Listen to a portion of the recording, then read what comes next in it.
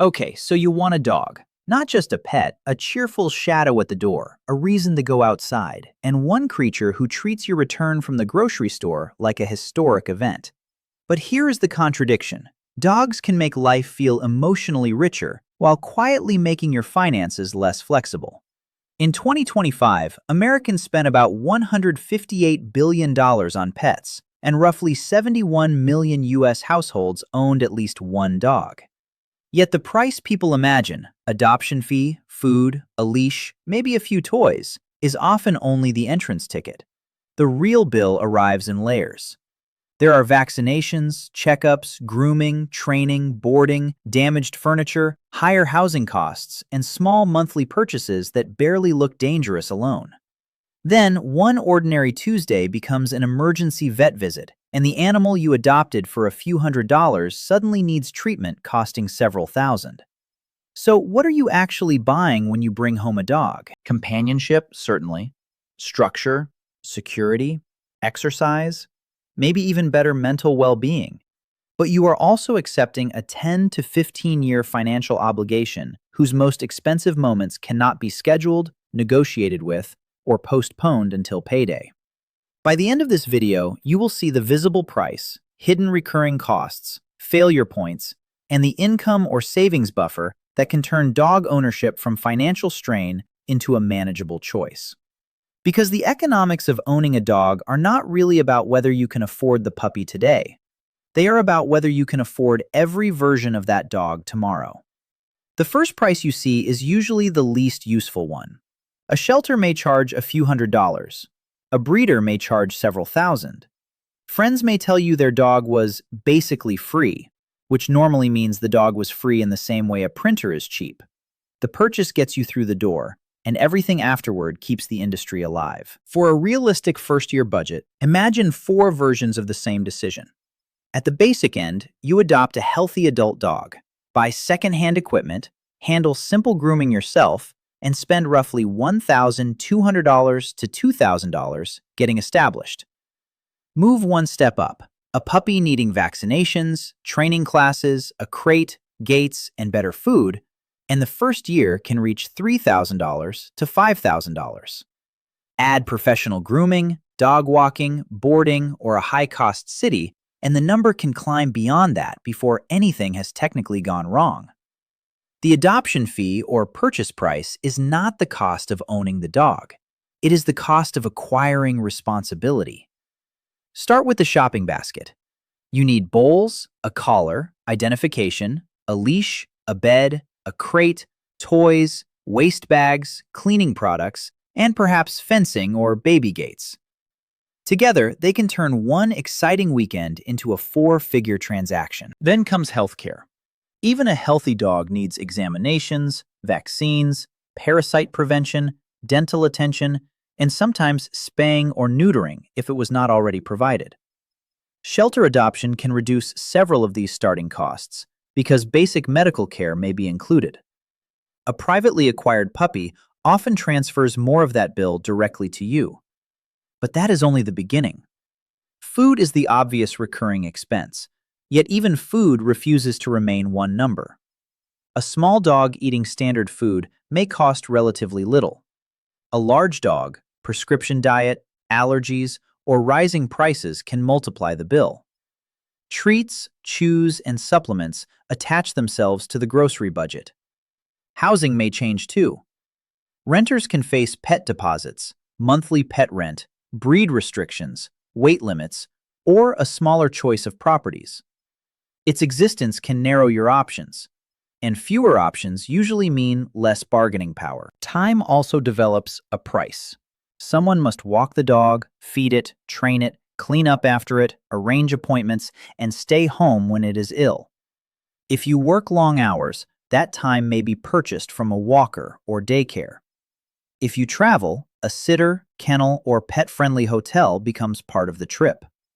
Your flight may cost the same, while the weekend becomes hundreds of dollars more expensive because someone must supervise the creature sleeping across your suitcase. This is the economic mechanism most new owners miss. Dog ownership combines predictable recurring costs with unpredictable high-cost events. Think of it as two envelopes. The first is labeled Normal Dog.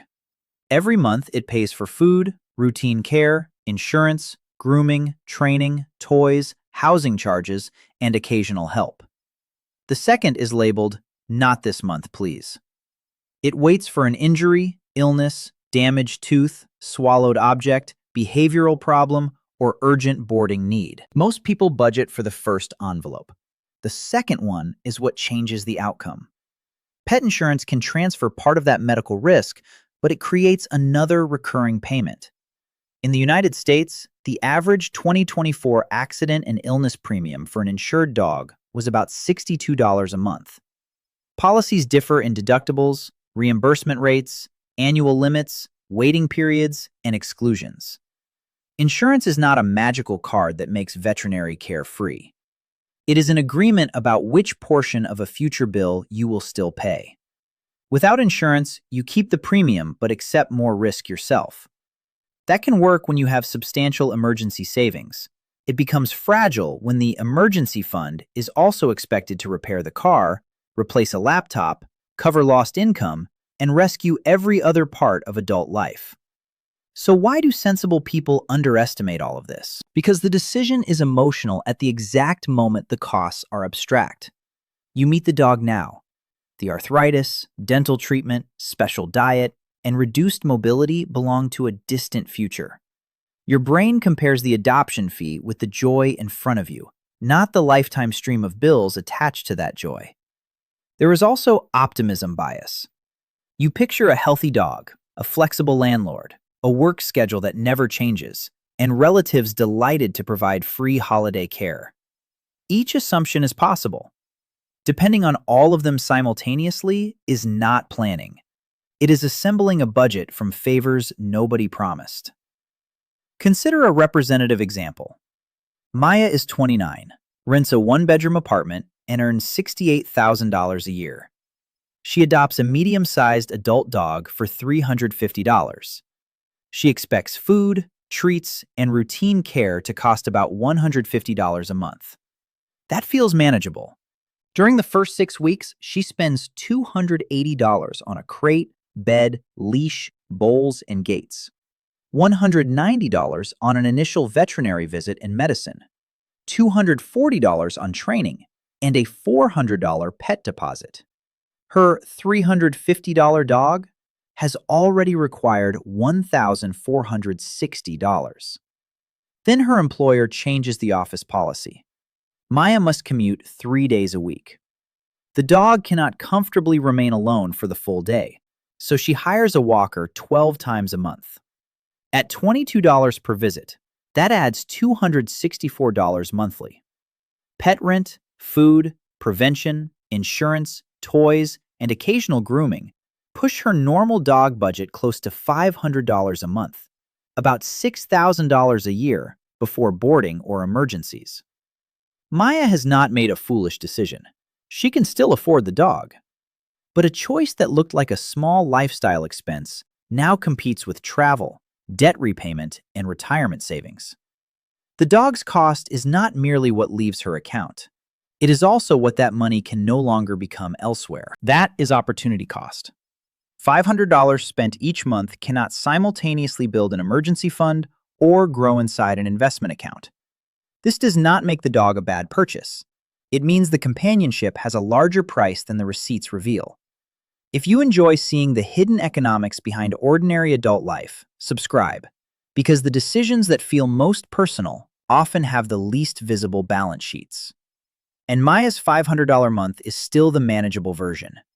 The food arrives, the walker turns up, and the dog remains healthy. But the expense most likely to break the calculation is not one you can schedule. It begins when an ordinary month suddenly stops being ordinary. The month stops being ordinary at 2:13 on a Sunday afternoon. Maya's dog refuses food, becomes lethargic, and begins showing signs that cannot wait until Monday. At the emergency clinic, the receptionist does not hand Maya a verdict. She hands her an estimate. In this representative scenario, examination, imaging, medication, and overnight observation may cost $2,800. Surgery could push the bill above $5,000. Maya has insurance, but she must pay the clinic first, meet her deductible, and wait for reimbursement. The dog may recover quickly, her bank balance does not. This is the failure point.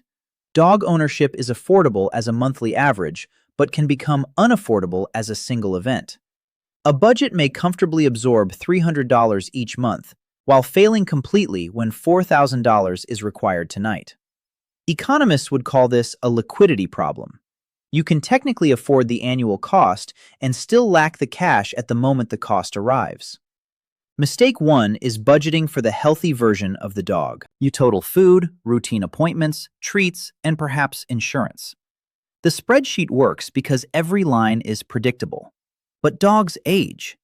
They develop dental problems, allergies, injuries, chronic conditions, and new dietary needs.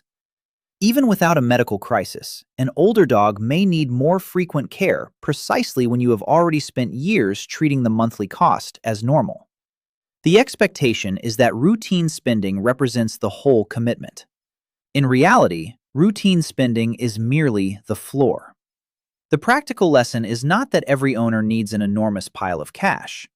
It is that the budget needs a deliberate method for absorbing irregular costs. Suitable insurance, dedicated savings, or enough disposable income to rebuild after a large bill. Mistake 2 is measuring the dog's cost only in money. Suppose a new job adds 2 office days each week. Suddenly, the dog needs a walker. A landlord introduces monthly pet rent. A family member who once provided free holiday care moves away. None of these events involves the dog becoming ill, yet each one raises the price of keeping the same animal. The decision appeared reasonable because your time, housing, and support network looked permanent. They were not. The financial consequence is that a dog can reduce your ability to change jobs, move home, travel, or work longer hours. The practical lesson is to test the commitment against the life you might have in 5 years, not only the life you have today. Now consider Daniel, a hypothetical owner who wants a dog immediately but delays for 12 months. That feels like the cautious and emotionally worse option. During that year, he saves $500 a month, confirms his building's rules, and spends weekends helping at a shelter. He eventually adopts an adult dog for $300. His starting costs reach $1,700, and normal care averages $280 a month. 6 months later, a dental procedure and follow-up care cost $1,900. Here is the reversal. Daniel pays more than he expected, but the event does not become a financial emergency. His delay did not make the dog cheaper. It made the cost survivable. So what does survivable actually look like? In an optimistic scenario, a household brings home $6,200 a month after tax.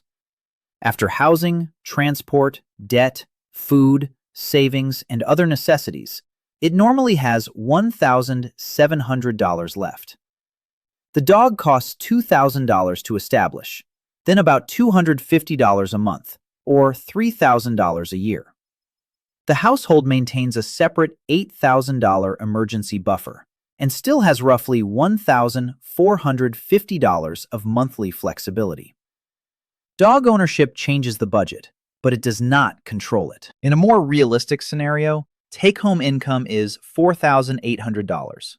Starting costs are $3,200, and ongoing care averages $420 a month.